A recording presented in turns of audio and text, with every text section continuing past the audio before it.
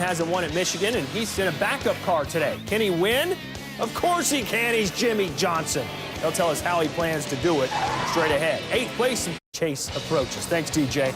Michigan is one of just 5 active Sprint Cup Series tracks where Jimmie Johnson has never tasted victory. Can he break out of his funk today? He joins us live next. Back to NASCAR now, presented by 5 Hour Energy. Jimmie Johnson's never won at Michigan, but he's been close. Back in June 2009, Johnson was leading with 2 to go when he ran out of gas. 2 months later, Johnson again ran out of fuel while leading at Michigan, this time with 3 to go. He finished 33rd. Last August, Johnson passed Brad Keselowski and was leading on the final 10 laps. When his engine expired, he finished 27th. 2 months ago, pit strategy put Johnson back in the field, but he got caught up to second. And then chasing down the leader when he lost a tire with 2 to go. It's a house of horrors in Michigan for him. And this weekend, it's more the same so far. Johnson wrecked yesterday in practice. After qualifying 3rd, he'll now start from the back. Let's go next level. Despite having an 18th place average finish over the last 9 Michigan races, no driver has run more fastest laps at Michigan than that of Jimmie Johnson. In fact, only one other driver even has half as many as Johnson, Greg Biffle, who's won twice in that span. However, Jimmie Johnson's not that fast because Ryan McGee caught up with him. Yeah, you know, I was just telling him, I had this real nice, pretty piece cut for SportsCenter yesterday all about, you know, this is the year he's going to break through at Michigan. We got the rental car loaded, and then you go and wreck and ruin my afternoon. How was your afternoon yesterday? Mine was okay. I know I put a lot of burden on yours and then certainly the Lowe's team, so I feel bad about that. But as we sat in our team debrief, it appears there may have been some oil down. I don't know why my car turned around. I hadn't had that handling characteristic all day long, and after our crash and they picked up my mess, they went back to green, and then the caution came out again for oil, and they put oil down prior to my spin-out marks. So didn't fix the problem. You know, we still have to go to a backup car and start in the back, and that's going to make for a challenging day. But we did get some laps in the car, and the car was pretty quick. But that backup car came out in a hurry, and then it was up to speed in a hurry.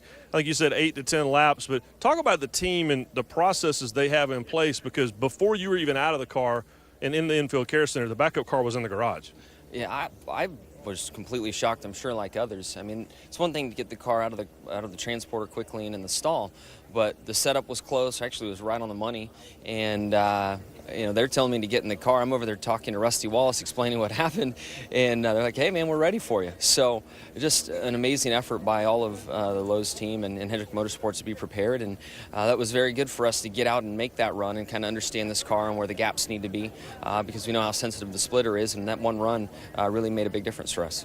Well, now, all week long, we've been beating you over the head with he's never won at Michigan, and you were very honest on Friday about, yeah, I know that I haven't won at Michigan, and you kind of went through the races.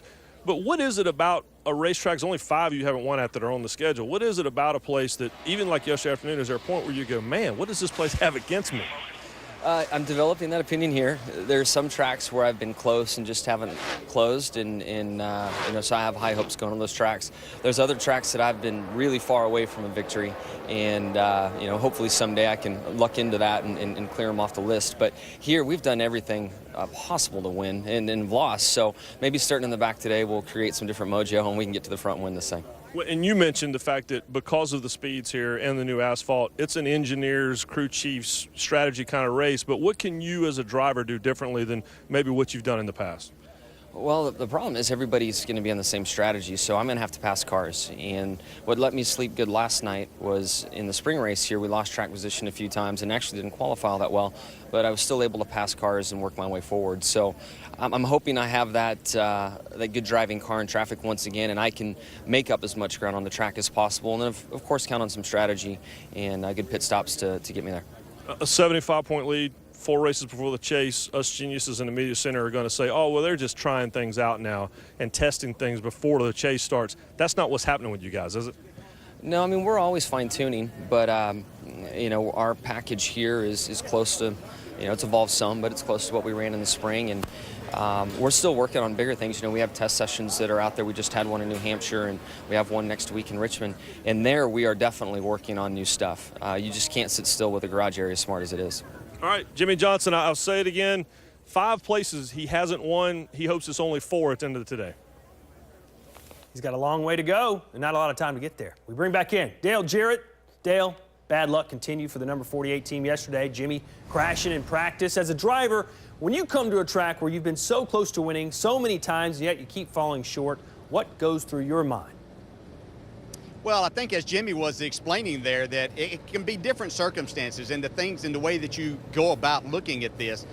If it's just a situation that you haven't had the setup, you're concerned about that. What do I have to do as a driver? The information do I have to give? What do I have to do differently as a driver? Change my driving style? That's not the case here at Michigan for Jimmie Johnson and this team. They just need to have some racing luck. You know, there's a lot of places that they've had good fortune. This is one of those places that's just kind of jumped up and grabs them every time they seem to be in that position to win. So I wouldn't be too concerned about it. I know he wants to win here, but they perform well enough. So as a driver, he doesn't have much to do.